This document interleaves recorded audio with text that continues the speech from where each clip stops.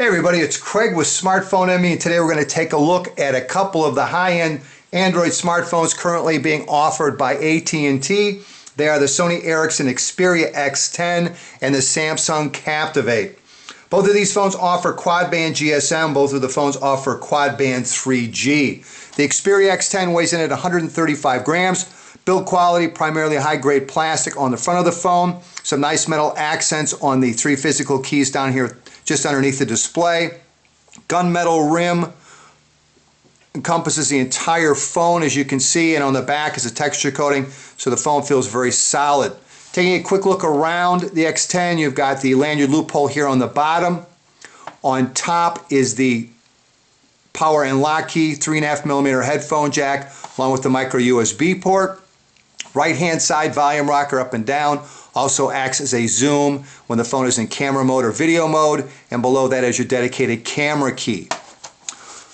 The Samsung Captivate weighs in at 128 grams.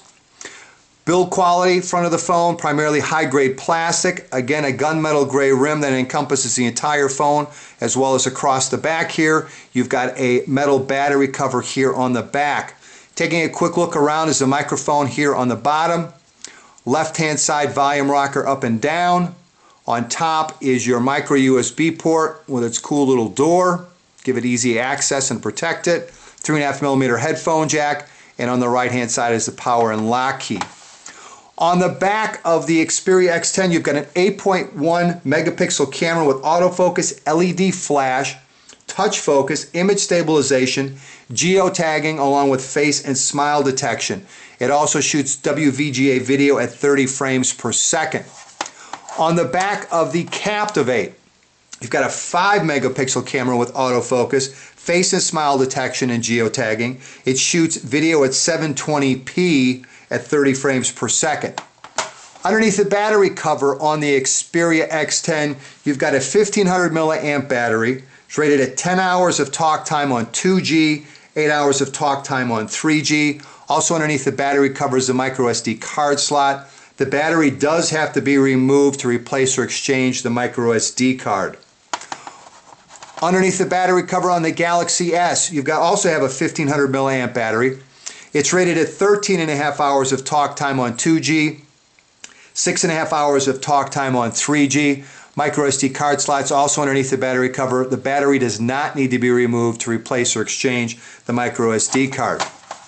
Alright, on the front of these two phones, they both have 4-inch displays.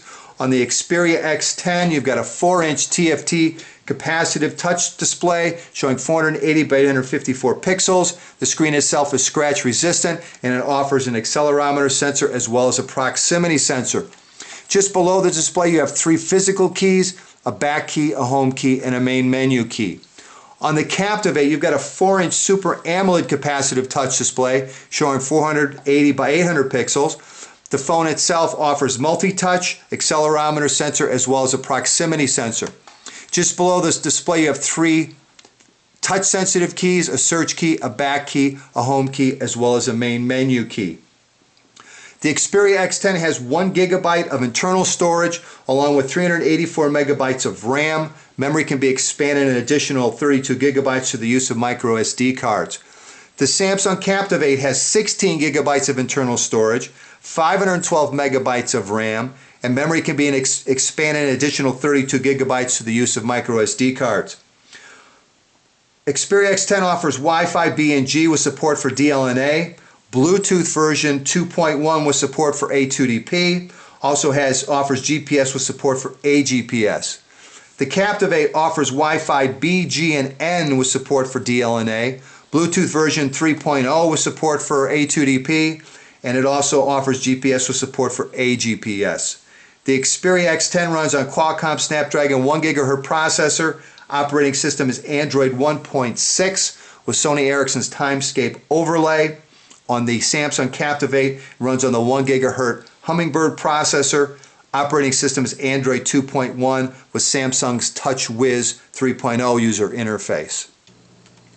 All right, let's continue our face-off between the Xperia X10 and the Samsung Captivate. Let's take a little closer look at the user interface on these two smartphones. On the Sony Ericsson, again, it runs Android 1.6 and has a Sony Ericsson UI overlay. And what that means is you're going to get 3 different panels that you can customize, either with Android or Sony Ericsson widgets, bookmarks, folders, contact information, or application shortcuts. Also at the bottom is your main menu. Sliding up will open up your application shortcuts. Sliding down will close it. You've got your notification bar here up at the top. Sliding down will open that up. You can either tap directly on the notification and go to it. You can hit clear, or you can simply close it to remind you have a notification that still hasn't been looked at. Phone also multitask. Holding down the home key will open up the task manager, show you the last 6 applications you've currently got running in the background. Simply tapping on one of those will take you directly to it. Back to the home screen. Now, Timescape is the user interface overlay offered by Sony Ericsson. Let's take a look at that. And basically what it does is show you from a time standpoint all the things you've done and in the order. First of all, you'll notice we've got a Twitter update here at the top. Below that you can see I listened to a song 3 hours ago, text message 3 hours ago.